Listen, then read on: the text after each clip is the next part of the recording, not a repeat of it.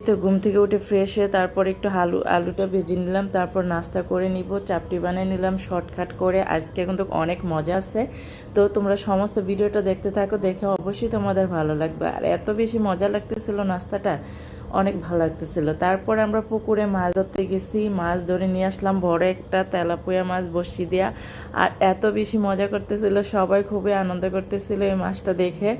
এই তো গ্রামে মানে গেলে এরকম মানে দৃশ্যগুলো আমার ভীষণ ভালো লাগে। আর এগুলো তো তারপরে এই তো আমাদের বড়ি কিনতে গেছি। এখানে আমরা অনেক বড়ি, কারণ এটা আমাদের নিজেদের জমি, এখানে আমরা তারা সে করছে তার বাগান থেকে আমরা এই বড়ি নিছি। দেখেন ফ্রি ফ্রি বড়ি নিয়ে আসছে, অনেক কিছু মানে অনেকগুলা ফ্রি বড়ি নিয়ে আসছি, এখানে আমার টাকা দিতে হয়নি।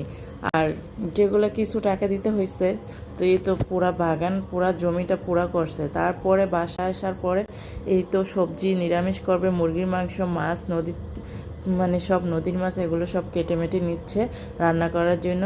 তো এক একটা করে তারপরে রান্না করে, আমি কিন্তু সব ভিডিওগুলো দেখাইনি, মানে কী কী রান্না করছে সবগুলো দেখাইনি।